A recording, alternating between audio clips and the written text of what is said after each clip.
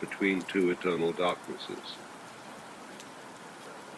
Intelligent people in the Western world have never felt very happy about either of these two prospects. And therefore there's a certain attractiveness about the idea, which seems to be the point of Buddhism and Hinduism, that you are a soul on a pilgrimage,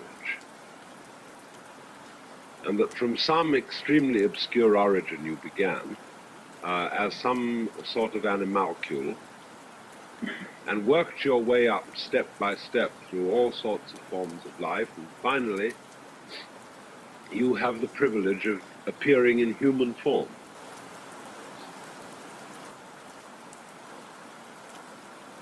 And once you've got there, you have an opportunity to develop to the highest spiritual position. You must remember that according to both Hindu and Buddhist doctrines, the human form is a very privileged position. For there are, according to both of them, because they share a common cosmology, 6 domains of beings. And if you visualize the wheel of life with its 6 divisions, at the highest, top division, there is the realm of the Deva. Deva is a word from which we get the word divine, and equally the word devil. The Deva means, though, originally a god, or more correctly, an angel. Angel is a better Western translation of Deva than God. Immediately opposite the Deva world, at the bottom of the circle, there is the Naraka world of beings in torment, of the absolute, this is the dimension of the world which is the screaming mimes, which is experience in the form of horror. The Deva world is the experience of being in the form of bliss. And between these two poles, there are all kinds of ranges. There are, for example, the Asuras next to the Devas, going clockwise around the wheel. And the Asuras are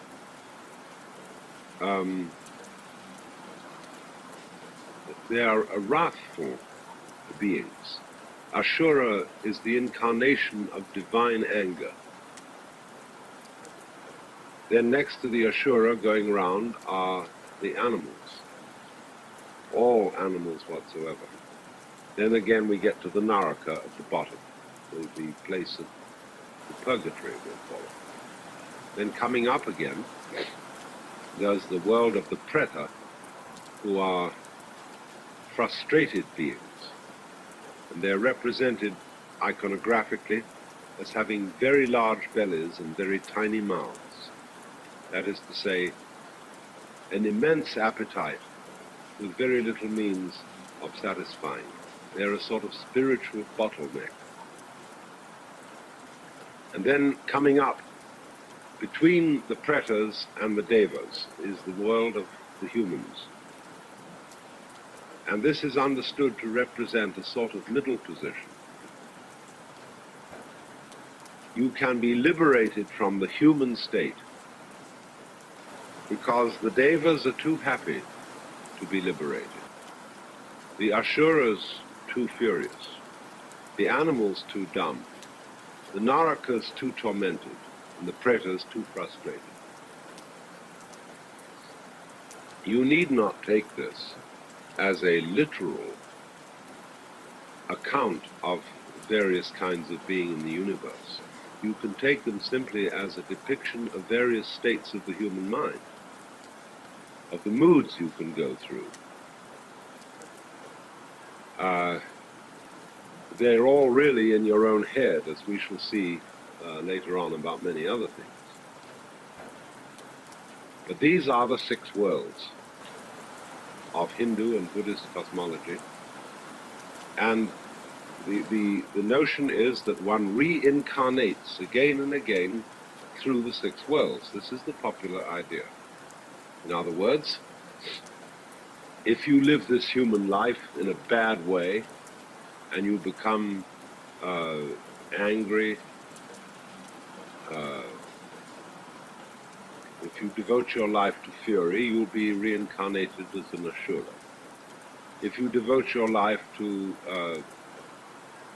merely living for back and belly, you'll be reincarnated as an animal.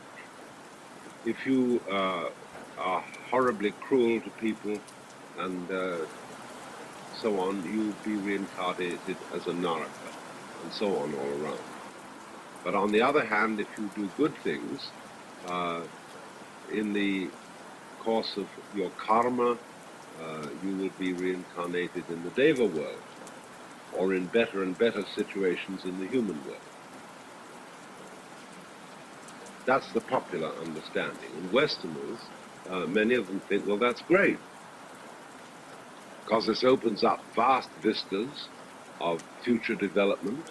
We can go on in future lives working out our destinies, and we can also love to think about who we were before. When you fall in love with somebody, did you meet before in some past life? Is this the working out of a karma that is between you? And it's very interesting. But the funny thing is that Hindus and Buddhists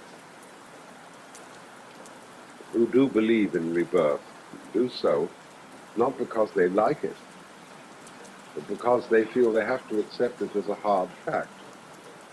And the whole task of the work of sadhana, or spiritual practice and discipline, is to get out of it. So it always strikes me, it's very funny, that Westerners take this up because they find it comfortable.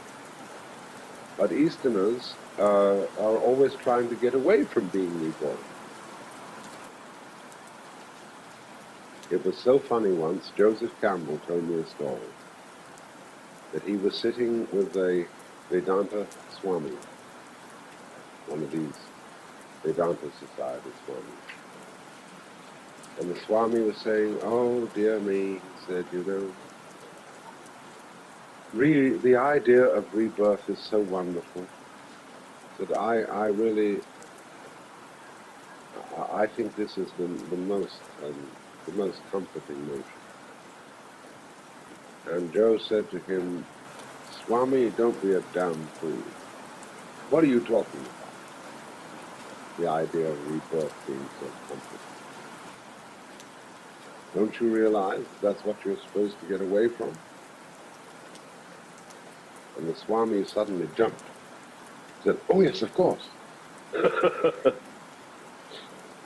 It was like I once had a talk with a Swami, and he was arguing, you see, that behind all the multiple forms of this world, there was only one single divine principle.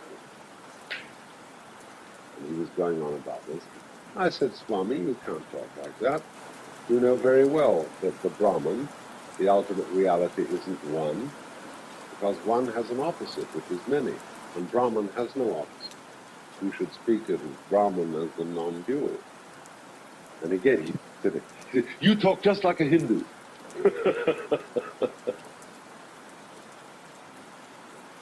They're funny, you see, because these Swamis have accepted an enormous amount of Western feeling. And the British were responsible for occupying India so long and perverting its tradition.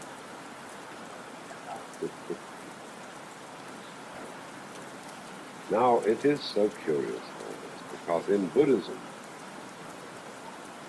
there still prevails an idea of rebirth, very strong among all Buddhist countries, and yet Buddhism explicitly denies that there is any individual reincarnating soul. You see, in Buddhism there is a doctrine which is called the 3 signs of being. And these 3 signs of being, well, I should more correctly say the Sanskrit word is bhava, B-H-A-V-A, and that means becoming rather than being.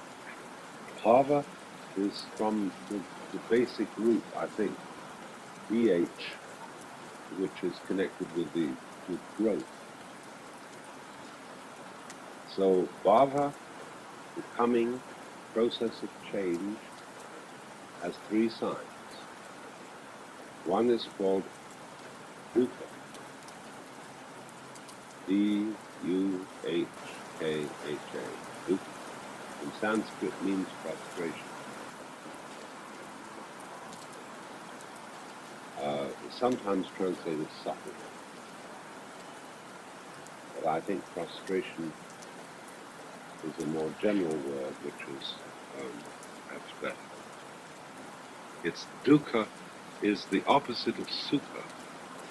Sukha means sweet. Dukkha perhaps means sour. But in the way it's used, it means frustration as a basic characteristic of living beings. Because for some reason or other, life is always eventually frustrating. You desire more than you can ever get. You overreach the possibilities. And so to every being, death comes as a collapse and as something unfortunate. The next sign of being is called anitya, A-N-I-T-Y-A in Sanskrit. Anitya, which means impermanence. The opposite word being nitya, eternal. So anitya is everything is in flux. And finally, anatman, A-N-A-T-M-A-N, anatman, which means that nothing has its own soul. Now that sounds to a Christian a terrible idea, because we use the word soulless, or we say to a person, you have no soul, which means you have no finer feelings. You're not a human being, because Christian theology did distinguish between humans and animals by saying that animals have no soul. Idiots have no soul. They've lost their soul.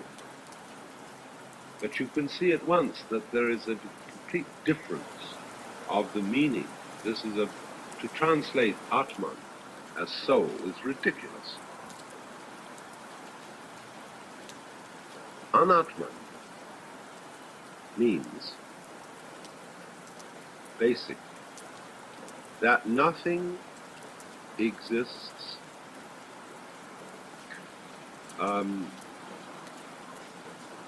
there's another word in Sanskrit you have to know, svabhava, S-V-A, that means oneself or one's own, same as the Latin suus, because the V becomes the U. Sva, bhava, bhava, becoming again, your own becoming. Or sometimes it's called your own nature or self-nature. So what it is saying is that nothing has any real svabhava, because no individual thing of any kind exists except in relation to all the other things.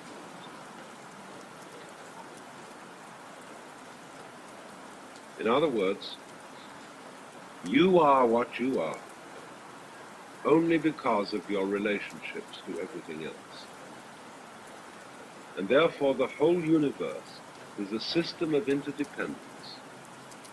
It's just as if, for example, you were to stand two sticks on the ground and lean them against each other, and they will stand up and form an inverted V, because they lean on each other. And this is an old thing that they teach children in Japan. that these sticks leaning against each other form the Chinese character for man. And they say, therefore, man cannot exist unless we support each other. This is the basis, therefore, of brotherhood and good social relationships. But underneath that is the far more profound idea that the universe coheres by everything depending on everything else. And therefore nothing exists alone. Nothing exists in its own right. And that's what anatman means. You do not have an indestructible, immortal soul which is just plain you forever and ever and ever, and is independent of there being anything else for. Also, though, this does go along with the idea that there is not some kind of gaseous spook, some kind of etheric double, astral body, what have you, which outlasts the existence of the physical body and migrates to the next incarnation.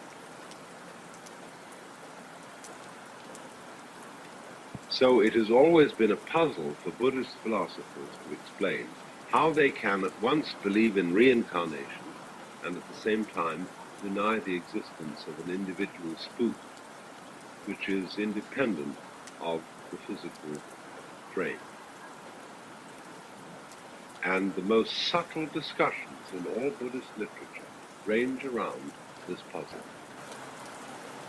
The most important text in early Buddhism is a book called The Questions of King Meninda. This is the Greek Menander. He is a king in the succession of Alexander the Great, who ruled in Alexander's Eastern Empire and had long conversations with a Buddhist sage by the name of Nagasena. And Nagasena tries to explain to the king how there can be rebirth without anyone who is being reborn. So this is the problem which we address these times. How can there be a continuing process without anything carried along by it? And you will recognize at once that the problem is very largely semantic. Because it involves our whole idea of continuity.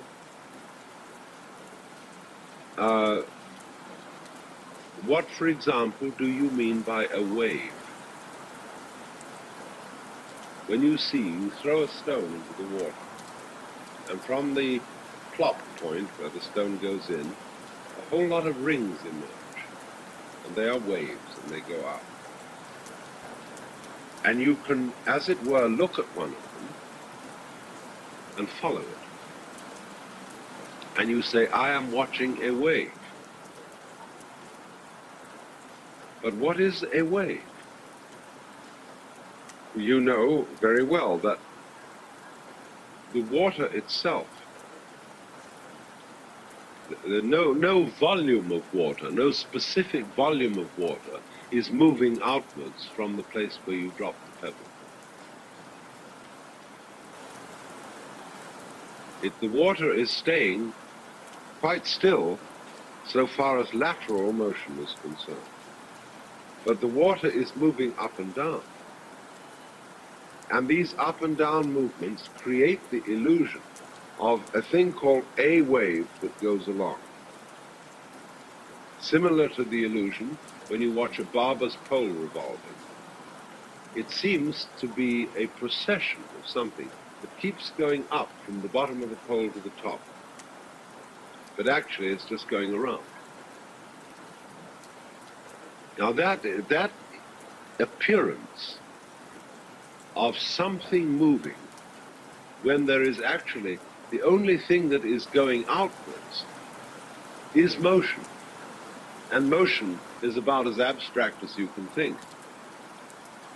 This is the whole root of the Indian idea of Maya, of the world as Maya. as a construct, as something which, shall we say, exists only in your mind.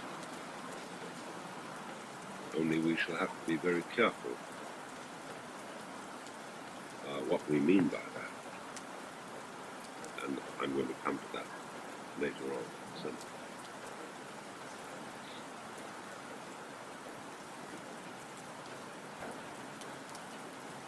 So here is the point. You are delivered from rebirth, this being the purpose of the spiritual disciplines of Hinduism and Buddhism.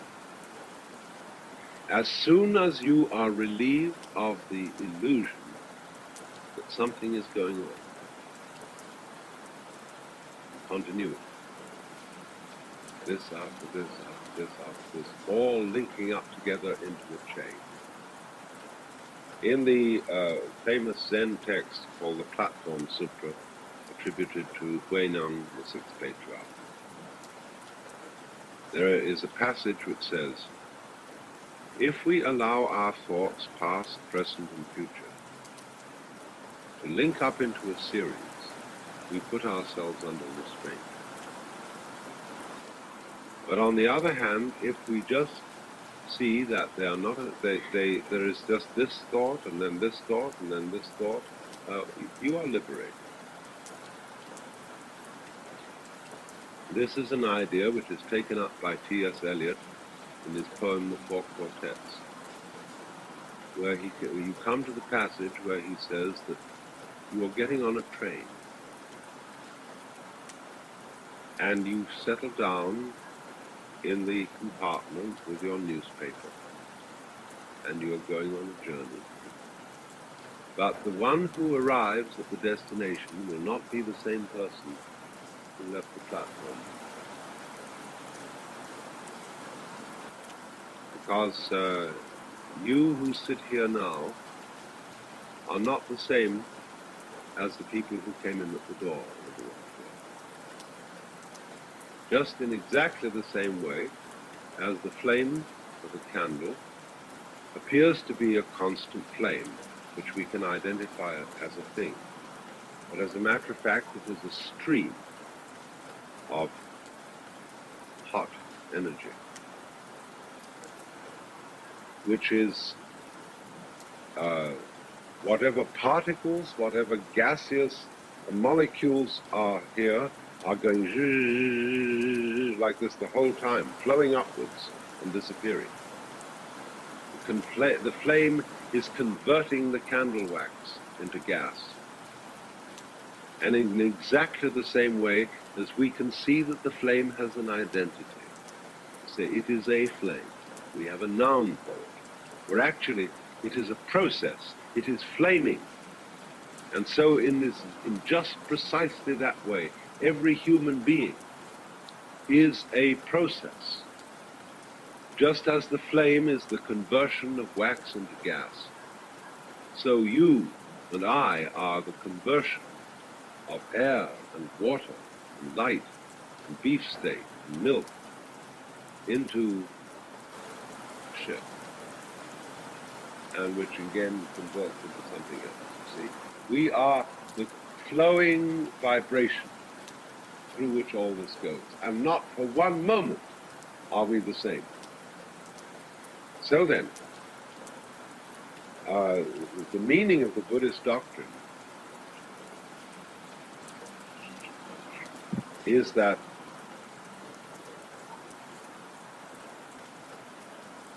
you who live today are never going to die. Because the one that's going to die will not be the you before now. And likewise, the one that's here now was never born. It goes like this. It is explained by Dogen, who was a most fabulous Zen philosopher living around 1200 AD, when he said,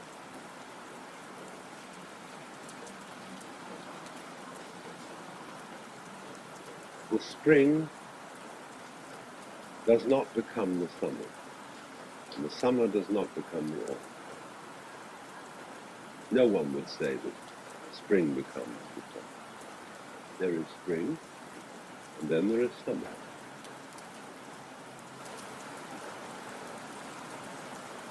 And he said in the same way, when you burn wood, there are ashes, but the wood does not become the ashes. There is wood, and then there is ashes. Each is, as it were, sufficient to itself. There are, as it were, so steps. It's like vibrations, wave crests, you see, where the water doesn't move, you see. The water doesn't move laterally. So in this sense, by analogy, the spring does not become the summer. But by watching it, you in your mind impose motion on the up and down of the water. And so you say, the spring becomes the summer. So likewise, you say, the baby becomes the adolescent, becomes the man, becomes the crone, becomes the corpse. And the Buddhists say no. These states follow in the same way as the apparent motion of a wave. And so the word to the wise is, live the moment you're in. There is no other place to be. You will not die, and you were never born. If you realize, if you see through the illusion. Now this may sound as if one were creating a theory of the universe, which is what you might call atomistic, discontinuous. It is saying the universe is nothing but point instants. And it all comes down to that, see? This is an extension of the Western philosophy of nominalism. Nominalism is opposed to realism. The nominalists argue against the realists' point of view, which is realists say there is such a thing as mankind. Mankind is a reality, and every individual human is a special instance of a real, universal substance called man. The nominalists argue this is abstraction and nonsense. There is no such thing as mankind. There are only individual people. And of course this has become in the 20th century the ascendant point of view. There is not really such a thing as the United States of America. That is a political abstraction. There are just the people who live here. But if you take nominalism to its logical conclusion, you get to the point where you don't exist at all. A human being? Well, there is no such thing as a human being. It's an abstraction. All there is the molecules, the cells, which infest your bones. And dissolve those further into the nuclear particles, and you can say, well, that's all there is, you see. There are just these things. But then you suddenly begin to realize there is no end to that way of thinking. Because you can always, given imagination and given instruments of sufficient subtlety, subdivide any unit of existence, of motion, of energy, into further subdivisions, further units of measurement, and say, well, that we get more real as we get smaller, you see? It's simply saying that the smaller things are the more real things. Well, that's a ridiculous argument, because you can play it exactly in the opposite direction. You can say, oh, no. Since all small things only exist relatively, that is to say, in relation to each other, the only real thing is the big thing. So all those small particles are relatively unreal. The only thing that is real is the whole universe. And that's so big that nobody can conceive it. So do you see, all philosophical argument is a game, playing with people arguing with each other in words, playing up and down the scale of arguing as to which level of bits,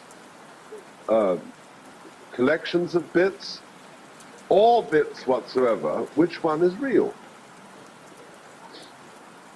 I've noticed a very funny thing in observing with my experiments with psychedelics, that psychedelic conversations are absolutely perfect examples of what is going on and always has been going on in philosophy.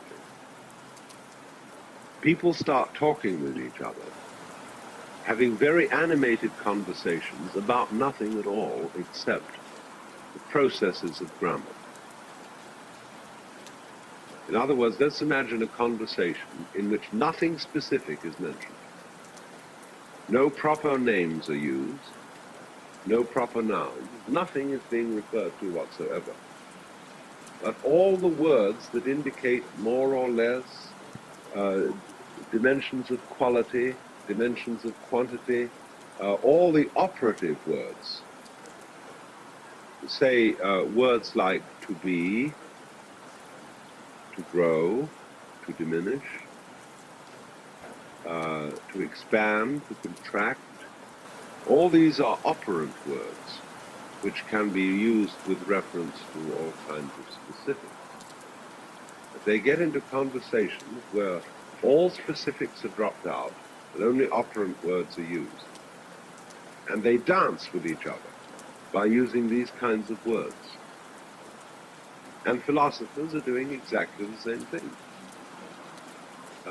Philosophy is an intellectual dance of a game that we play, just like it might be Go, or it might be chess, or checkers, or poker, where we take these abstractions, a set of cards, 52 to the deck, and we play numbers and orders against each other. See? But philosophers do just the same thing in all their arguments.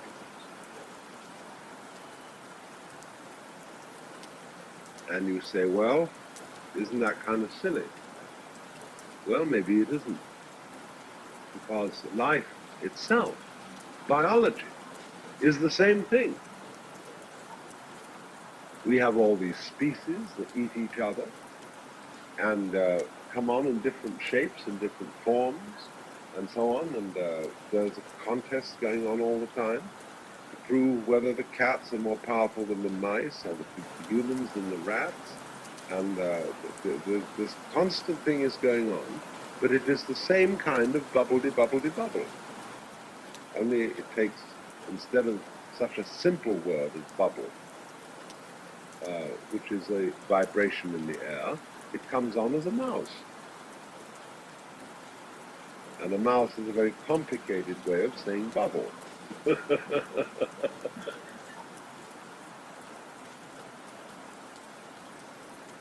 And so in all this, you see, when you get a game going of this kind, there comes the point of what you might call emotional investment. When you feel that the outcome of this particular feature in the game is urgent. See, this matters. And do you see that that's what we mean by matter? The word matter, meaning something substantial, something material, also means important. It matters. And it's up to you what you think matters.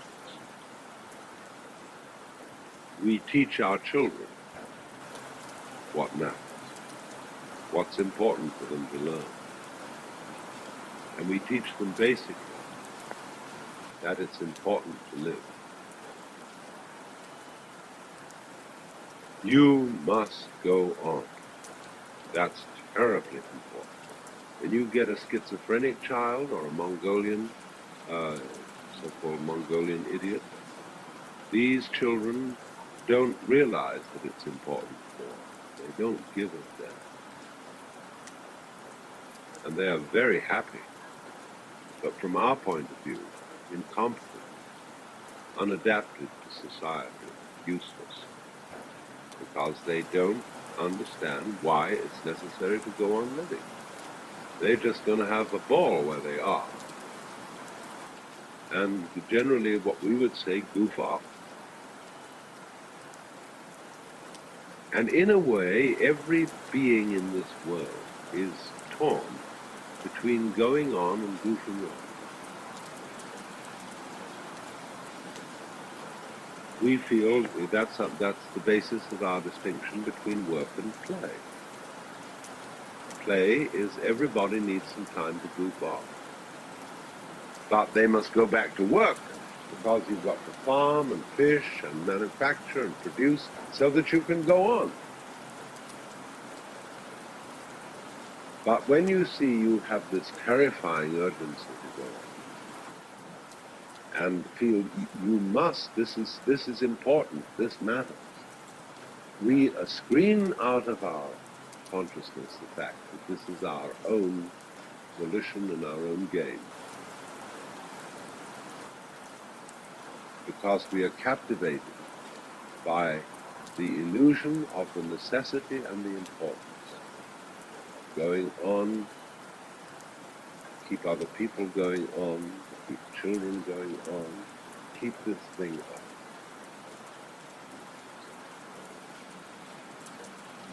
And the difficulty is that as we become disturbed and anxious about it, it's more difficult to keep the game going. In proportion as we are frightfully concerned about it, we start fighting on it. We start clobbering our neighbors who are stealing our crops and whatever it is. All the old fights start. And it is these fights which, more than anything else, at the moment, you see, are endangering the entire human project. But all based fundamentally on the illusion that it's utterly important that we survive. A little while before he died, Robert Oppenheimer said, "It's perfectly obvious that the whole world is going to hell. It's going to blow up. There is no way that it can be stopped except that we don't try to stop it happening."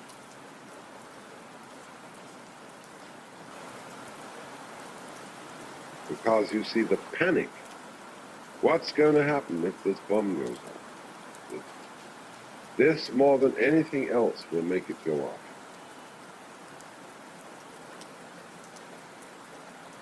Because it's like the person who's looking down over a precipice and starts to get unreasonable. He's terrified to fall over it, and therefore suddenly all the strength goes out of his fingers and his legs get wobbly. And he's ready to fall. Simply because of his fear of that. But you see, in all this, what underlies is the illusion that I am going on, that I constitute a real continuity from this moment to the next moment, to the next moment, to the next moment. What are you afraid of losing when you die? Why? All the capital you've acquired during your life, the experiences, the friends, the status, the skills, everything that you remember would be destroyed ordinarily when you die. That's what, in other words, we are afraid of losing the past. Now it's perfectly obvious to me that when you die, yes, everything that you've acquired as an individual and stored in your brain is dissolved and distributed. But at the same time, it is equally obvious that you are not going to, that when you die, there won't be, following the moment of death, everlasting nothingness. That would be as ridiculous as to suppose that you went immediately to heaven and joined the saints and angels. The point is that when you die, you're always reborn de novo. That is to say, just as you were before. When you came into this world, there gradually arose into being the sensation of I. And it stays there a while, it goes through a development, and then it drops off. But all the time, everywhere, there are other I's starting up. See? Whether they be human, animal, anything you like. To be in other galaxies, etc. Always, they're starting up. Now, we would say, there is no connection between them. No, in the same way, there is no connection between the molecules in your hand. And yet you say it is a hand. But if you look at it under a powerful enough microscope, the molecules in your hand are miles apart. And you would say there's no connection between them. What's the connection between this galaxy and other galaxies? Well, we can't see any connection. And yet there are gravitational swings whereby they respond to each other and move in a certain collective order. So in a very similar way, the constant appearance of beings who feel that they are I constitute a wave motion. And they may be considered individually. See, what we're doing in this, is not setting down a doctrine, but it is doing an exercise in perception. You can see it either way. You can see yourself, in other words, as existing only now. That's the only you there is. The alternative to that, logically, is to see yourself as everything.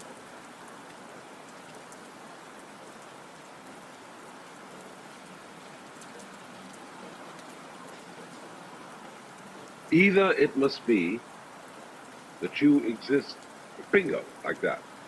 You're a point instant, bong. You know, if you go in the film or auditorium and dance, they turn on the stroboscopic light, going very rapidly, brilliant light, on and off, on and off, on and off, on and off. And it seems that everybody is all the time going in and out of existence. See? Now, in a way, that's a kind of exemplification of the truth that we are vibrations, and that everything does go on and off, on and off, on and off, all the time. So the only real thing is the moment of on, where you are now. Got it? Lost it. Got it? Lost it. Got it? Lost it. See? That's the only thing that's real. That's one pole. The other pole is the view that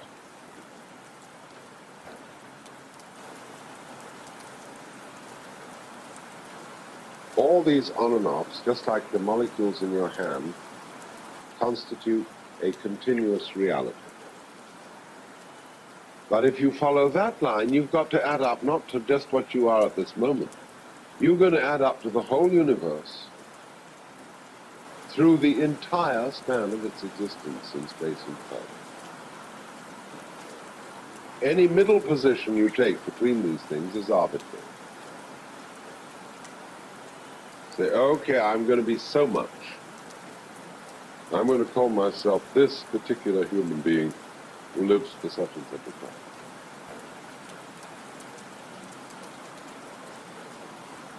Okay, that's the way you want to play the game. Those are the rules you've been told.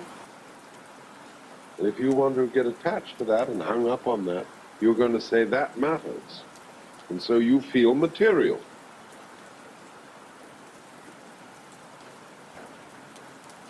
And the Buddhist idea is simply saying,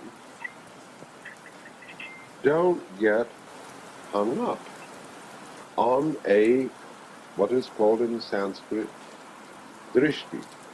Drishti means a view. A particular way of looking at things. You say, looking at it from this point of view, this is the way it seems to me to be, and I'm going to stick to that. I'm going to get hung up on that. That is the meaning of attachment. So in Sanskrit, the word sakaya drishti means the view of separateness. The view that the separation of a certain bundle of wiggles taken out of the total wiggliness of all that there is me. And another bundle of wiggles is very definitely you. And to get stuck on it, and therefore to start a fight about it, therefore to start crying and weeping and gnashing of teeth, all about this thing being